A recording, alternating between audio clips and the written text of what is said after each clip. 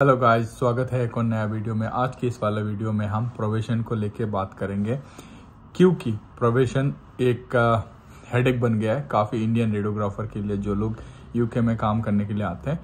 अभी मेरे जानकार में ही 3-4 लोगों को प्रोबेशन फेल हुआ है। एक लेडी जो मैंने बताया था पिछले वीडियोज़ में कि उनकी प्रोबेशन फेल होने की वजह से उनको इंडिया वापस भेज दिया है, वैसे ही सिचुएशन 2-4 लोगों के साथ और होने वाला है, क्योंकि वो लोग प्रोबेशन फेल कर रहे हैं। प्रोविजन होता क्या है, जो मैंने शॉर्ट वीडियो में समझाया है आप लोगों को। प्रोविजन पास करना कितनी ज़रूरी है ये भी बताया है। आप बात करते हैं कि दिक्कत कहाँ आ रही है, प्रोविजन फेल क्यों हो रहे लोग। ठीक है, प्रोविजन ये है कि आपको उस हॉस्पिटल की प्रोटोकॉल को समझना है, हॉस्पिटल में काम कैसे होता है उस चीज़ को समझना है, ना ही और कुछ करना है। और उसी को प्रोविजन कहते हैं कि कैसे काम करते हैं, ऑब्जर्वेशन, उसके बाद आपको इंडिपेंडेंटली चीज़ें करना। सिंपल सी बात है, ज़्यादा कॉम्प्लेक्स नहीं करते। बहुत सारी चीज़ें हैं इसके अंदर, लेकिन सिंपल रखते हैं इसको। आपको क्या करना है, इस हॉस्पिटल में कैसे काम होता है ये सीखना है। 3 महीना आपके पास टाइम है, कुछ हॉस्पिटल में 6 महीना टाइम है। अगर आपके पास इतना कॉन्फिडेंस नहीं है कि आप 3 महीने में एक हॉस्पिटल में कैसे काम होता है ये नहीं सीख सकते, भाई आप लोग बाहर नहीं आइए। सिंपल सी बात है, आप लोग बाहर मत आइए।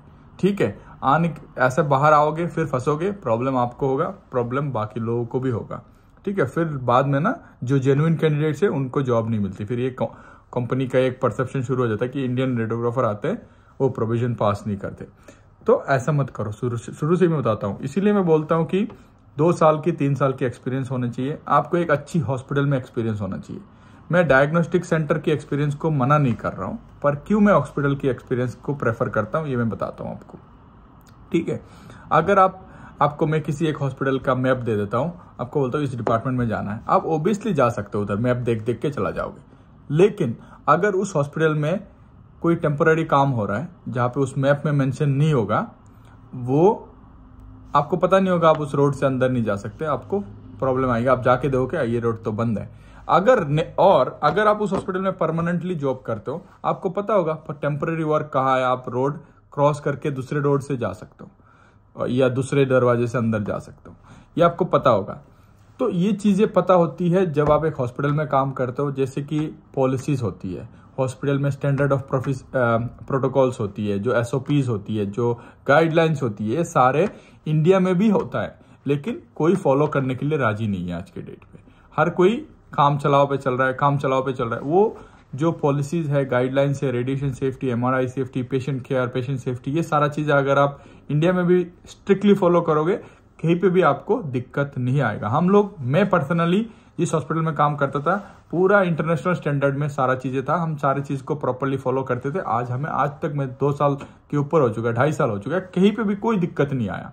क्यों नहीं आया? क्योंकि पॉलिसीज हम फॉलो करते थे इंडिया में भी, यहाँ पे भी पॉलिसीज फॉलो होता है, यहाँ पे बहुत ज्यादा स्ट्रिक्टली फॉलो होता है। ठीक है, तो ये कारण है कि आप यहाँ पे आने के बाद प्रोविजन में दिक्कत आता है काफी लोगों को, क्योंकि उनको पता नहीं है प्रोविजन कैसे फिल करना है। जैसे मैं एक छोटा सा एग्जांपल देता हूँ। इंडिया में क्या करते हैं, किसी भी पेशेंट को अगर हम जैसे मान लीजिए किसी भी MRI या CT स्कैन का इमेज किसी और को भेजना है, हम क्या करते हैं इंडिया में पेशेंट का नाम और डेट ऑफ बर्थ, ये सारा डिटेल्स हम हाइड करके भेज देते हैं। पर यूके में भी आप नाम और डेट ऑफ बर्थ सारा डिटेल हाइड करके किसी और को भेज नहीं सकते। आपको पेशेंट से कंसेंट लेनी पड़ेगी कि आपका मान लो रिसर्च में ही जाना है, आपका ये एक MRI ब्रेन है, ये हम रिसर्च टीम देखना चाहता है, और हम लोग ये जो आपका डेमोग्राफिक इन्फॉर्मेशन है इसको हाइड करके भेजेंगे। लेकिन पेशेंट अगर मना करता है तो आप नहीं दे सकते। इंडिया में दे देते हैं, तो पेशेंट को पता ही नहीं होगा ना किसका इमेजेस है, पेशेंट को पता नहीं, वो बताते भी नहीं है कभी टाइम में, तो कुछ टाइम पे मतलब पेशेंट को पता ही नहीं लगता बेसिकली। तो ये सारी चीजें हैं, आपको गाइडलाइंस पढ़नी है। जिस हॉस्पिटल में आप काम कर रहे हो उधर आके आपको पॉलिसीज फॉलो करना है। यहाँ पे क्या क्या वो लोग कौन से प्रोटोकॉल करते हैं। देखो, चेस्ट एक्सरे दुनिया में हर जगह पे सेम ही तरीके से होता है, डिपेंड करता है कि आप किस हॉस्पिटल में काम कर रहे हो, वो लोग कैसे करते हैं। आपको ये सीखना जरूरी है कि वो लोग कैसे चेस्ट एक्सरे करते हैं जो हॉस्पिटल में आप ज्वाइन कर रहे हो, जिस भी हॉस्पिटल में आप ज्वाइन कर रहे हो। चेस्ट एक्सरे PA पोजीशन है, चेस्ट सांस अंदर लेकर रोक के रखना है, ये सब जगह सेम ही है। China, Japan, America, UK, India, जहां पे भी जाओगे, ऑस्ट्रेलिया, हर जगह पोजीशन वही है। लेकिन हर एक हॉस्पिटल में हर एक चीज का अलग अलग तरीके से करते हैं। रेडिएशन सेफ्टी के बारे में इन्फॉर्म करते हैं। चेस्ट एक्सरे का ऑब्वियसली मिनिमल रेडिएशन होता है, फिर भी लोग इन्फॉर्म करते हैं। ये सारी चीजें यहाँ पे फॉलो होती है और स्ट्रिक्टली फॉलो होती है। ठीक है, आपको यहाँ पे भी एक्सरे भी कराएंगे तो पूरा दिन एक्सरे में इतना नहीं कि 200 पेशेंट करा लेंगे, कम पेशेंट देंगे, लेकिन प्रॉपरली आपको करना पड़ेगा A to Z। मतलब एक पेशेंट को लेके पूरा समझाना है, समझा के फिर आपको पूरा डिटेल बताना है, उसके बाद ऐसे करना है। तो ये सारे गाइडलाइंस में लिखी होती है। जब हॉस्पिटल में ज्वाइन करते हो आप उसको वहाँ पे एक ई लर्निंग करके टाइम होता है, आपको 2 हफ्ते पेपर वर्क कराते हैं, उसी टाइम में आपको ध्यान लगा के पढ़ना होता है। ये तो हो गया एक पेपर वर्क की। दूसरी बात करता हूँ कि कुछ कुछ जगहों पे प्रोटोकॉल चेंज होता है, जैसे MRI की बात कर ले, CT स्कैन की बात कर लो, प्रोटोकॉल कुछ कुछ जगहों पे चेंज होता है, लेकिन प्रिंसिपल और सारा चीजें करने का तरीका ये सब सेम ही होता है भाई। ऐसा कोई इतना ज्यादा हार्मोनी डिफरेंस नहीं होता, कोई मतलब बहुत ज्यादा डिफरेंस नहीं होता।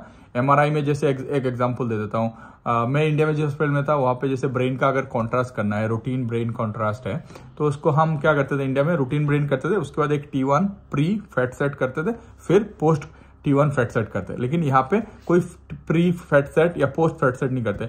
कॉन्ट्रास्ट दिए, रूटीन सीक्वेंस किया, फिर कॉन्ट्रास्ट दो, फिर T1 का 1 या 2 सीक्वेंस ले लो या 3D ले लो। तो यहाँ पे ऐसा होता है। ये थोड़ा सा डिफरेंस है, पर इसमें उतना ज्यादा डिफरेंस नहीं है। ये चीज आपको समझना पड़ेगा, आपको बहुत ही प्रोएक्टिव रहना पड़ेगा फर्स्ट 3 to 6 मंथ जहां पे भी आप ज्वाइन करते हो।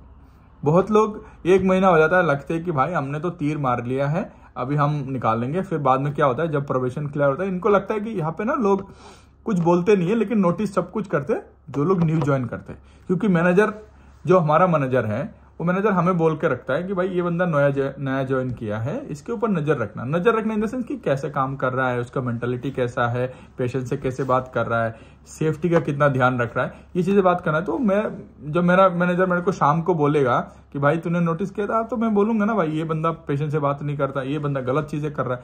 तो ये फैक्ट ये काम करता है, ये फैक्ट हर जगह है। मैं गलत सेंस में नहीं बोल रहा हूँ, एक अच्छी सेंस में भी आपको उस हॉस्पिटल के एनवायरनमेंट में एडजस्ट करने के लिए आपके कोलिग्स की ओपिनियन आपका मैनेजर लेगा ही लेगा। अगर उसमें सही नहीं है, आप सारे लोगों ने नेगेटिव फीडबैक दिया, तो आपको प्रोविजन में फेल करा देंगे वो। आपको देखो भाई साहब, सबसे पहले तो कम्युनिकेशन स्किल्स पे काम करो। इंडिया से बाहर जाने से पहले कम्युनिकेशन पे काम करो। आपकी जो कोर कॉम्पिटेंस है, ऑब्वियसली सबको MRI रेडियोग्राफी आती है, मैं कोर कॉम्पिटेंस की बात नहीं कर रहा हूँ, फिर भी आप कोर कॉम्पिटेंस पे ध्यान दे सकते हो। एक हो गया कम्युनिकेशन, एक हो गया कोर कॉम्पिटेंस, दूसरा हो गया कि पेशेंट सेफ्टी और safety as a whole, MRI, radiation, patient, ये सारी सेफ्टीज के बारे में ध्यान दो। बहुत सारे लोगों को पता ही नहीं होता है, इंडियन रेडियोग्राफर को, जो लोग बाहर आ रहे हैं या आना चाहते, कि अगर पेशेंट को कॉन्ट्रास्ट रिएक्शन होता है तो क्या होता है। हम इमरजेंसी में ले जाते हैं जी, इमरजेंसी में नहीं लेके जाते हैं।